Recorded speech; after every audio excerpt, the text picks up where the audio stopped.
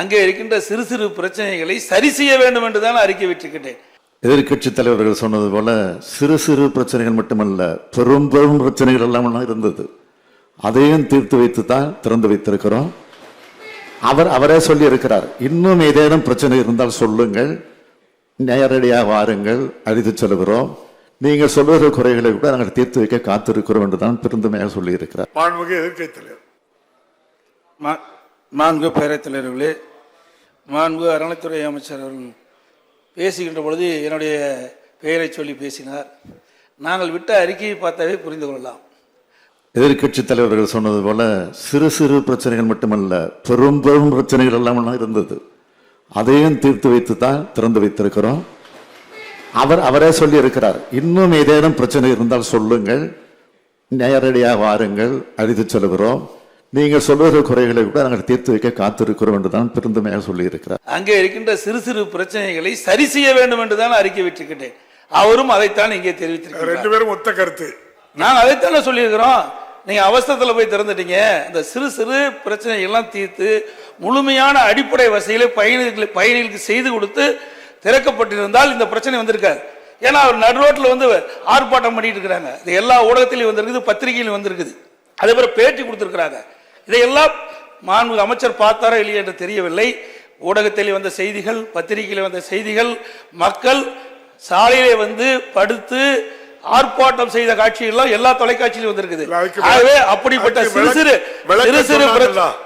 சிறு பிரச்சனைகள் எல்லாம் சரி செய்து பயணிகளுக்கு எவ்வித பிரச்சனையும் இல்லாமல் பயணம் மேற்கொள்வதற்குண்டான வசதி செய்து கொடுக்க வேண்டும் என்பதுதான் எங்களுடைய கருத்து. அந்த அடிப்படையில் தான் நாங்கள் அறிக்கையில் விட்டோம். அது ஊடகத்தில் அந்த செய்தியை தெரிவிச்சிருக்கிறோம். மாண்புமிகு அமைச்சர் அவசரப்பட்டு இந்த பேருந்து நிலையத்தை திறந்து விட்டதாக சொல்லுகிறார். அவர்கள் செய்ய தவறிய காரியத்தை இந்த ஆட்சி செய்திருக்கின்றது. அவர்களுடைய ஒப்பந்த காலம் என்பது 2021ஆம் ஆண்டு மார்ச் 13ஆம் தேதியோடு அந்த பணியினுடைய பணி நிறைவு ஒப்பந்தம் கோரப்பட்டிருந்தது. அவர்கள் காலத்தில் 30% பணிகள் தான் முடித்திருந்தார்கள்.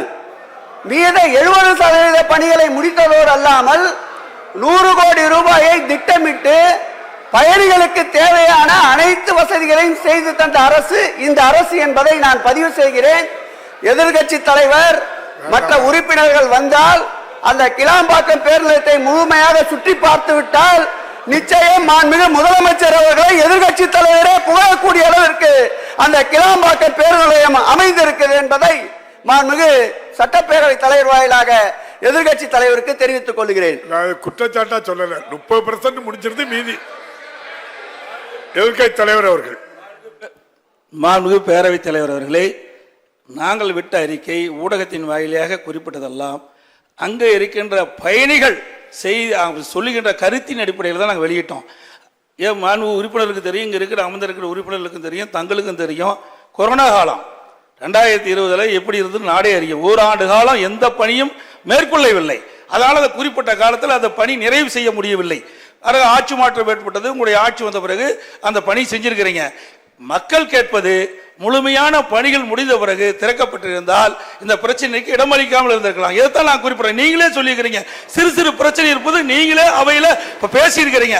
அந்த சிறு சிறு பிரச்சனைகளையும் தீர்க்கப்பட்டு முழுமையாக பணி நிறைவு பெற்ற பிறகு இந்த பேருந்து நிலையத்தை திறக்கப்பட்டிருந்தால் இந்த விவாதமே நடைபெற்றிருக்காது.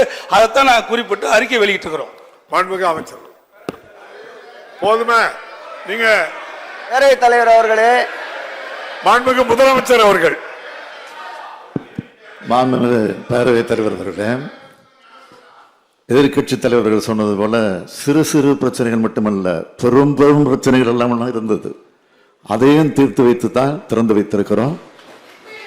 அவரே சொல்லி இருக்கிறார், இன்னும் ஏதேனும் பிரச்சனை இருந்தால் சொல்லுங்கள், நேரடியாக வாருங்கள், அழைத்து செல்கிறோம். நீங்கள் சொல்லுகிற குறைகளை கூட நாங்கள் தீர்த்து வைக்க காத்திருக்கிறோம் என்றுதான் பெருந்தமையாக சொல்லி இருக்கிறார். எனவே இத்தோடு இந்த பிரச்சனையை முடித்துக் கொள்ளுமாறு கேட்டுக்கொள்கிறேன். விநாயகன் உடனுக்குடன் செய்திகளை தெரிந்து கொள்ள சன் நியூஸ் பெல் ஐகானை கிளிக் பண்ணுங்க.